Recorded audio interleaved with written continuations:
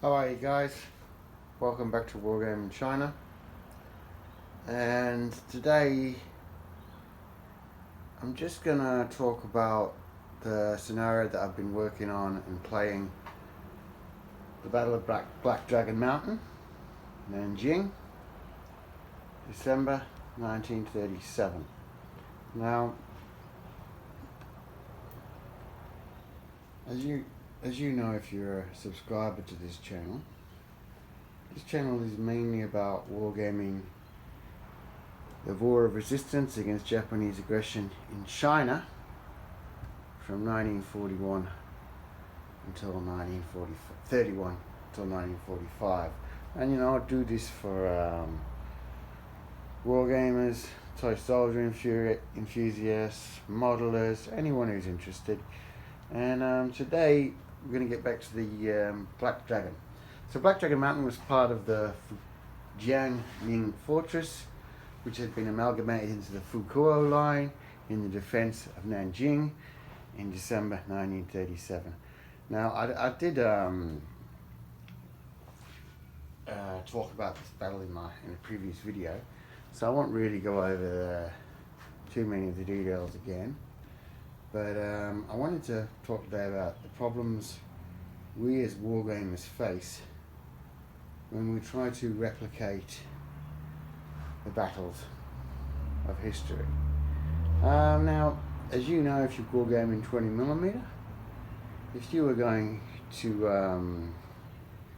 refight the campaign of Arnhem, you can buy all the buildings, you can get all the maps, and you can buy the buildings of various scales, and you could refight the battle with a fair degree of accuracy.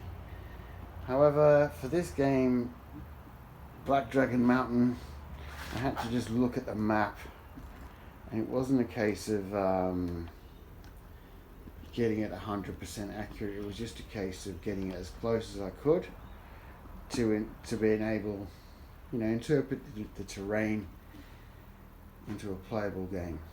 Now, as I said in my last video, I wanted to explain today how in a game we can incorporate historical features of a battle even if we perhaps haven't got the geography 100% right.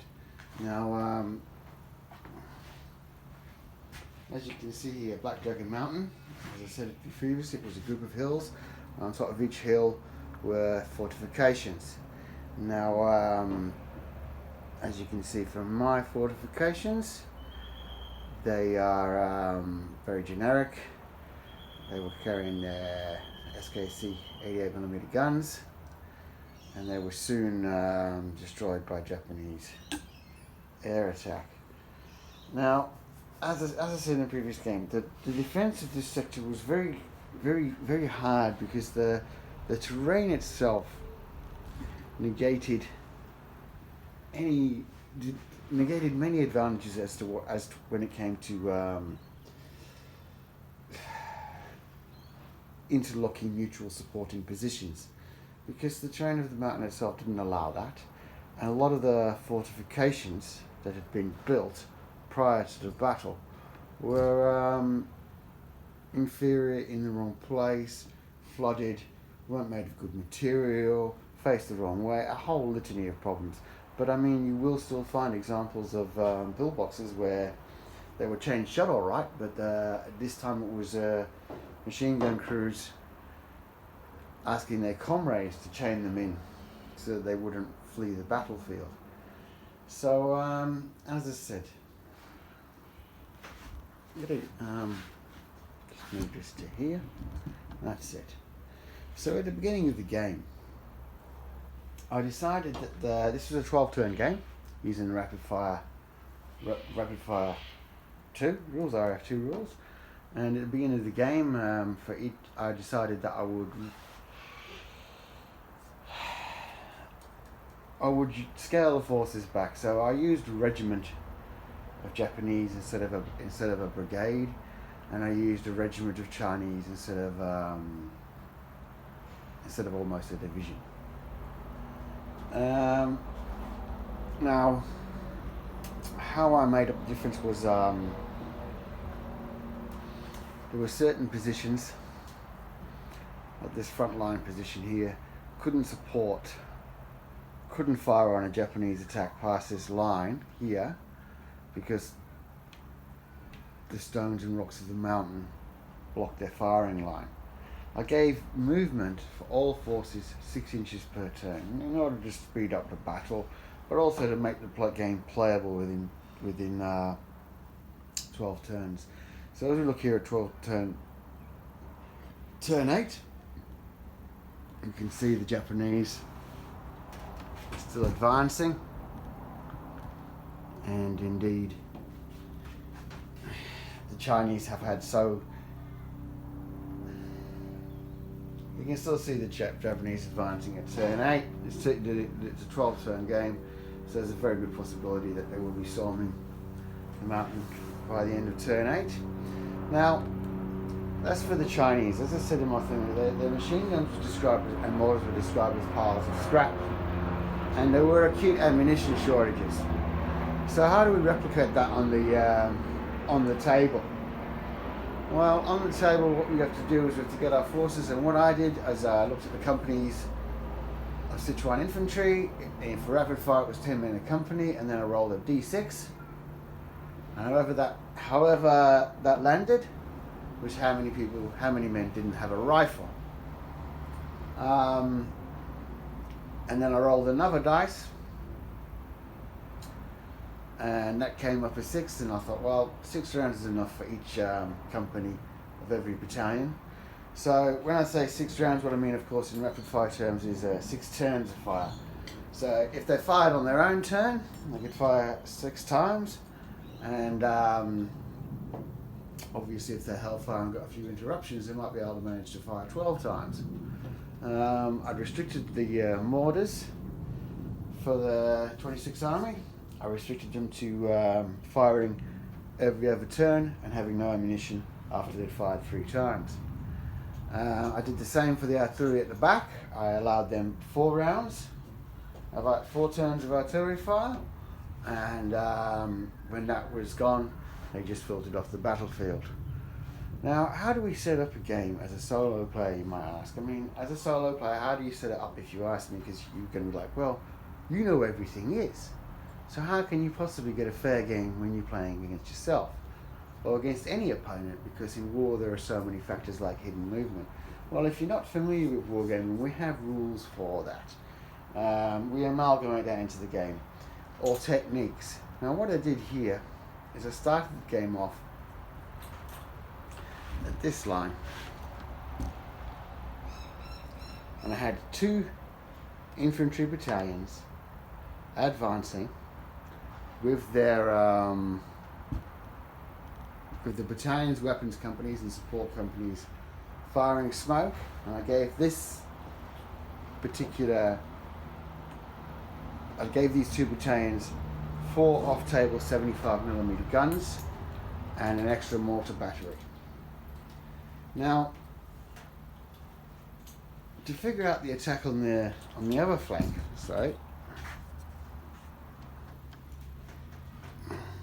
what I did was I divided this flank, the Chinese right flank, into 3 sectors, and 1, 2, 3.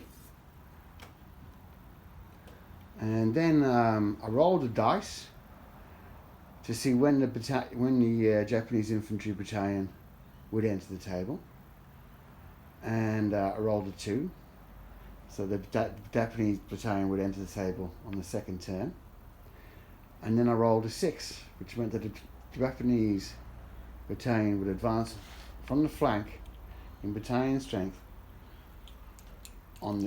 at the 6th place. As I said, I placed the dice out, I rolled a 6, this was where they came on. So that's how you get some randomness back in your war games as a solo gamer. Now, as you can see, I've got the Japanese Navy on the table there, because the Japanese Navy didn't appear until these guns were knocked out. So the Japanese Navy have just entered at turn 8, and of course they have to clear the mines. Now, the Japanese flanking attack failed. It failed for a lot of reasons. The forces that were in these positions here counterattacked, but also the forces that were in this position and sailors and another infantry company that was up here moved and fought off the Japanese flank attack. So it was only left to the main assault of 2 battalions to move forward. That's at that point of the game, around about turn 6, the Chinese just began their evacuation. Because the flanking attack had failed, it allowed troops guarding the Chinese right to filter off the table, and now they're heading for the Yangtze to cross and evacuate. However, will they be there before the Japanese Navy? That's the next question of this game. Now, the guns themselves, the 88mm guns, they did cause some havoc, and their accompanying anti-aircraft gun shot down a Nell and drove one off. However, as we all know when we play rapid fire, when all else fails, you call in the dive bombers. So an A5N, he was a dive bomber, knocked out the 2 88mm guns. That precipitated the advance of the Japanese Navy. And as the Japanese Navy had sailed along on its way to Nanjing, any Chinese forces that it saw on the banks were fired on. And as I said, it's not the Japanese Navy docks at the quay to the rear of Nanjing on the 13th. Okay? Now, the Battle of Nanjing ends on the 15th, and the Japanese hold their victory celebration on the 17th, their victory parade. However, just exactly when General Ting and Chuan and the 26th Army crossed the Yangtze River to retreat from Nanjing is debatable. We don't know if it was before the Japanese Navy arrived or after. I mean, I suspect I suspect that General Ting, on top of Black Dragon Mountain, 325 meters wall, saw the approach of the Japanese Navy, and that's when he threw the towel in. So I think they escaped ahead of the Japanese Navy. I mean, he didn't throw in the towel. It appears that the Navy, there's no literature about the Navy personnel being present when the 26th evacuated, so we can only assume that the Chinese Navy, true to form, covered the retreat of the 26th Army and died. Well, if they didn't die in the battle when the Japanese got hold of them, they'd certainly die. They'd certainly be killed. And this is the reason why I think a lot of the battle is, especially on the Chinese side anyway, is not too clear. Because there were very few Chinese soldiers who took part in this battle that surrendered to the Japanese, that survived, So, the tale of this battle is lost. The full tale of this battle will always be lost because there's just the numbers of witnesses to it that were gone after the battle. They were massacred. So, that's an interesting fact. As I said, the 88mm gun, I did get that into action, and it did see action and got a few shots in on the flanking attack. And as I said, I'm on turn 8 now. Another factor that I threw in is that I made the Chinese shoot as regulars. I didn't make them shoot as militia. And the Chinese, I rolled as regulars too, because they did see this battle out, and true to form, their morale never failed. It hasn't failed yet. I haven't had a failed morale test, but the thing was that I put the Chinese positions too far apart, deliberately so, so that it would be very hard for them to support each other. Like this position here could not shoot at Japanese troops here, it was too far away, or affect the course of the advancing Japanese.